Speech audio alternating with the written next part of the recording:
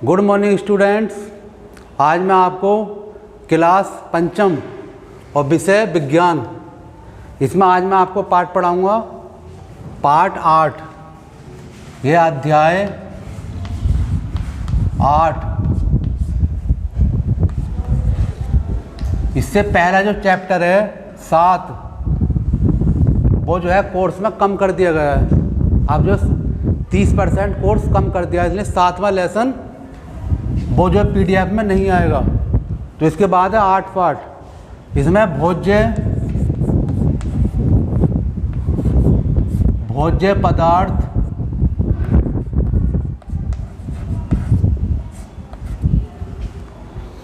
एवं स्वास्थ्य।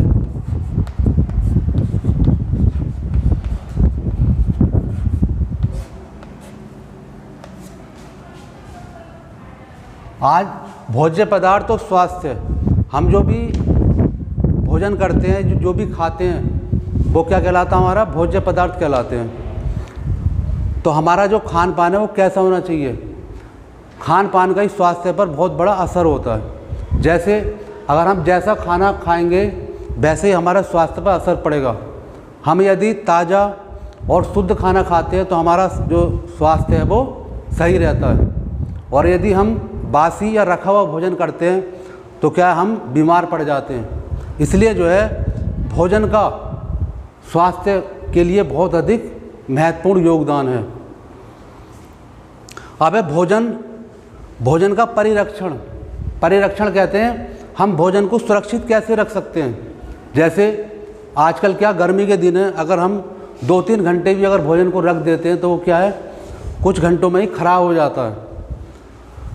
तो हमें उसका परिरक्षण कैसे करना चाहिए, उसको हम खराब होने से कैसे बचा सकते हैं। तो जैसे अब भोजन जो हमारा 2 प्रकार का, सूखा, जैसे जो अनाज होते हैं वो भी हमारा भोजन है लेकिन सूखा भोजन है, और जो हम रसोई में तैयार करते हैं वो हमारा जो है, जो हम खाते हैं वो दूसरे प्रकार का भोजन है। तो जैसे जो अनाज है, अनाज जो है हम उसको कैसे सुरक्षित रख सकते हैं। आपने देखा है अगर हम गेहूँ को कहीं पर डाल देते हैं तो कुछ दिनों बाद क्या होता है, उसमें घुन लग जाता है, और घुन लगने के बाद जो है आधे जो गेहूँ है वो ख़राब हो जाते हैं, जो घुन है उसको खा जाता है। ऐसे ही हम जो है चूहों के द्वारा जो है भोजन को कैसे बचा सकते हैं। तो हमें जो है इससे बचाने के लिए हमें जो कीटनाशक दवाइयाँ उनका प्रयोग करना चाहिए। हमें गेहूँ में अगर हम जो कीटनाशक गोलियाँ आती हैं उसको हम रख देते हैं तो क्या होता है, हमारा जो अनाज है वो सुरक्षित रहता है। दूसरा है कीटनाशक दवा। यदि हम किसी भी अनाज में या जहाँ भी हमारा अनाज का भंडारण हो रहा है वहाँ कीटनाशक दवाओं का प्रयोग करते हैं तो हमारा जो अनाज है वो सुरक्षित रहता है। इसलिए हमें जो है जो कीटनाशक दवाइयों का प्रयोग करना चाहिए। दूसरा है भोजन परिरक्षण की विधियाँ। भोजन परिरक्षण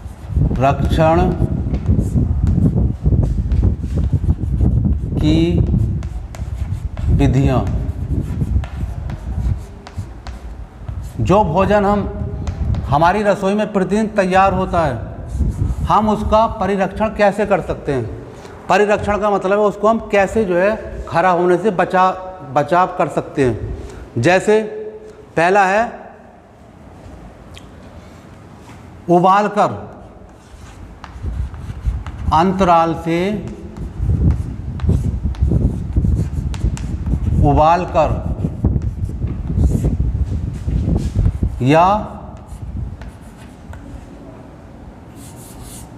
उबालकर और ठंडा करना।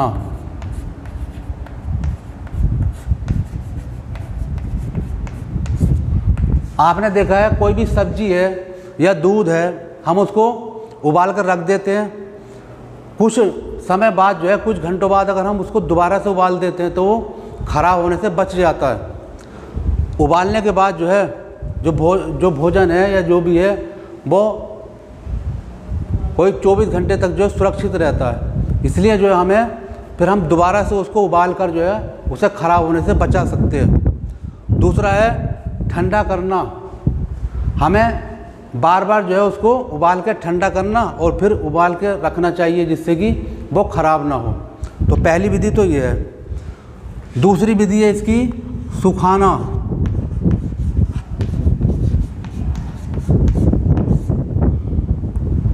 सुखाकर भी हम भोजन को जो है उसको ख़राब होने से बचा सकते हैं। जैसे आपने देखा सब्जियां हैं, करेला है या बहुत प्रकार की सब्जियां हैं जिनको हम क्या करते हैं, काट देते हैं और काट के उनको थोड़ा सा सुखा लेते हैं तो वो कई दिन तक जो है ख़राब नहीं होती है।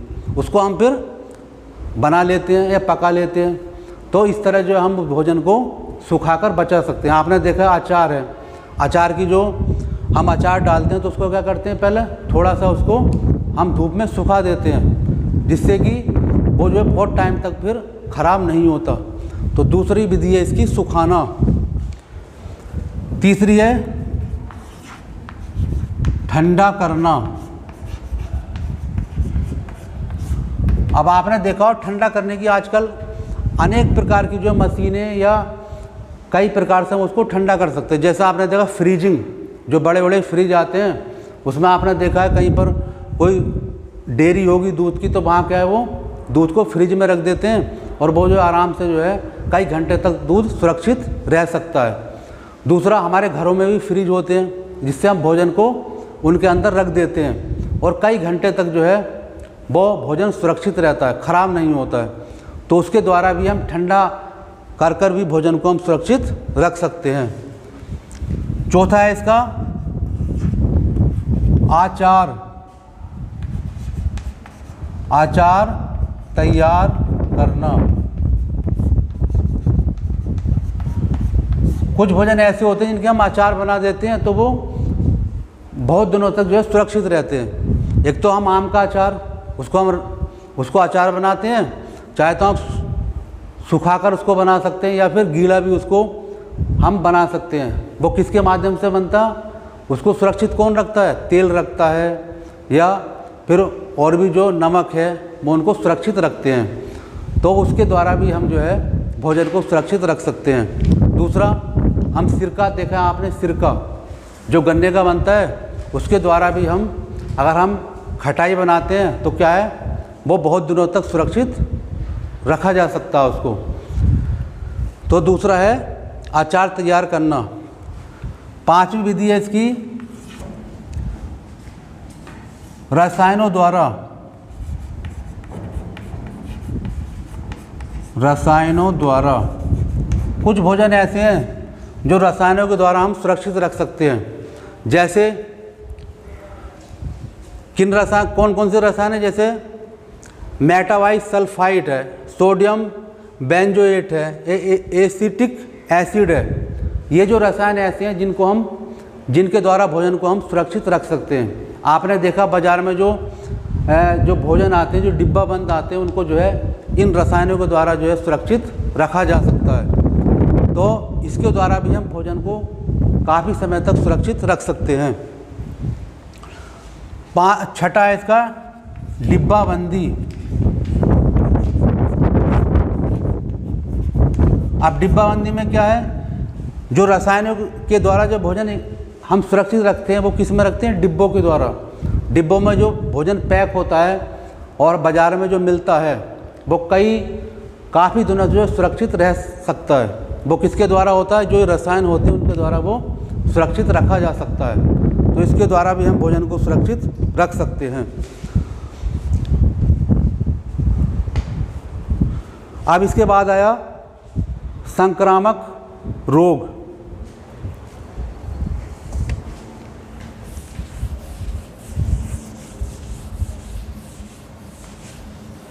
ये वह भोजन को हम कैसे जो है उसका परिरक्षण कर सकते हैं।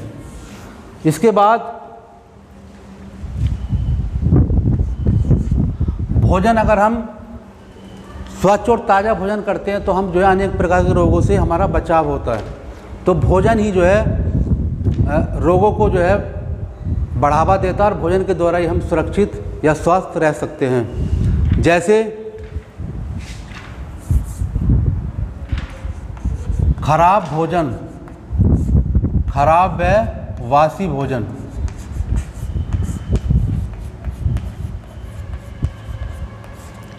यदि हम प्रतिदिन खराब या रखा हुआ भोजन करते हैं तो हम जो है कुछ दिनों के बाद बीमार हो जाते हैं। तो इसलिए हमें जो है प्रतिदिन स्वच्छ और ताज़ा भोजन करना चाहिए। फिर संक्रामक रोग।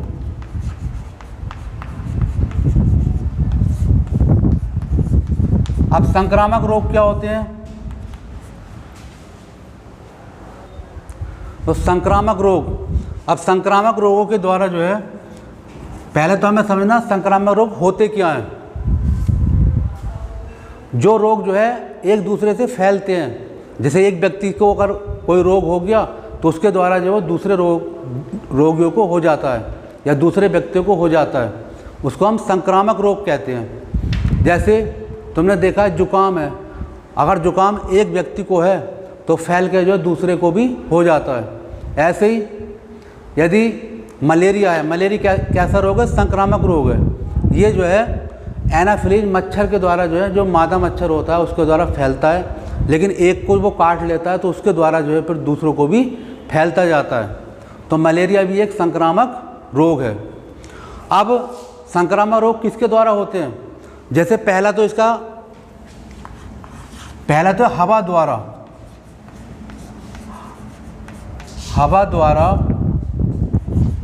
फैलने वाले रोग।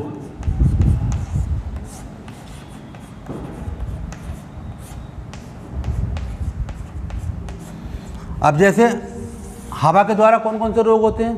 जैसे जुकाम है, ये जुकाम जो है ये हवा के द्वारा जो फैल के दूसरे व्यक्ति को भी हो जाता है। ऐसे ही खसरा है, चेचक है, तपेदिक है। तपेदिक को हम क्या कहते हैं? टीबी। ऐसे ही काली खांसी है,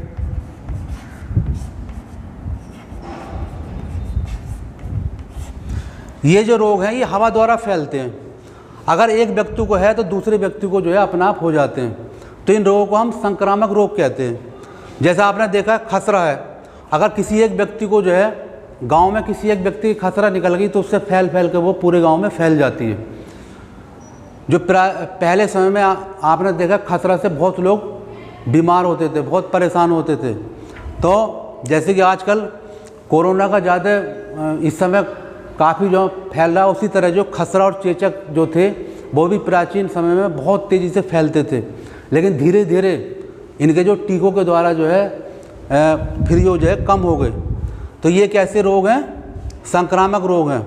ऐसी काली खांसी है, अगर एक बच्चे को है काली खांसी तो वो खांसता है तो उसके जो कीटाणु होते हैं वो दूसरे में पहुंच जाते हैं और उसको भी फैल जाता है। तो ये होते हैं हवा द्वारा फैलने वाले रोग। दूसरा है पानी द्वारा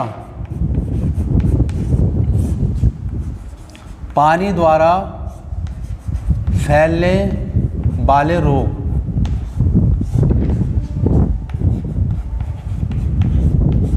अब पानी के द्वारा जो है कौन कौन से रोग होते हैं?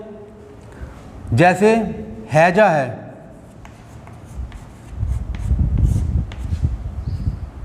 टाइफाइड है और पीलिया। ये रोग जो हैं किसके द्वारा फैलते हैं? पानी के द्वारा। अगर हमने दूषित पानी पी लिया, गंदा पानी पी लिया तो क्या है? हमें हैजा हो जाता है। हैजा जिसको कहते हैं कोलरा। उसमें क्या होता है? उल्टी और दस्त होने लगते हैं और ये इतनी गति से फैलता है कि इसका जो है अगर एक कीटाणु हो जाता है तो फिर ये लगातार जो है अपने से दुगना बनाता रहता है। 100 के बाद कितने हुए? 200। ऐसे इस संख्या में बढ़ते जाते हैं। यदि हम समय से अगर उपचार नहीं लेते हैं तो आदमी की कभी कभी मृत्यु भी हो जाती है। तो ये जो है हैजा जो पानी के द्वारा फैलता है। दूसरा टाइफाइड। टाइफाइड को हम हिंदी में म्यादी बुखार कहते हैं। इसमें क्या होता है? शरीर के अंदर बहुत हल्का सा बुखार रहने लगता है और उस व्यक्ति को मतलब पता भी नहीं चलता और बहुत धीरे धीरे उसके शरीर में जो है क्या कमजोरी सी महसूस होने लगती है। तो ये टाइफाइड भी किसके द्वारा फैलता है? पानी के द्वारा। दूसरा है पीलिया। पीलिया, अगर हम गंदा पानी या अशुद्ध पानी पीते हैं तो हमें पीलिया हो जाता है। तो पीलिया भी जो पानी के द्वारा फैलने वाला रोग है। तो अनेक प्रकार के जो रोग हैं, कुछ पानी से फैलते हैं और कुछ हवा द्वारा, ये सब कहते हैं संक्रामक रोग हैं। तो हमें जो है स्वच्छ और साफ भोजन करना चाहिए, शुद्ध पानी पीना चाहिए और शुद्ध हमें हवा लेनी चाहिए, जिससे कि हम इन रोगों के द्वारा जो है अपना बचाव कर सकते हैं। धन्यवाद।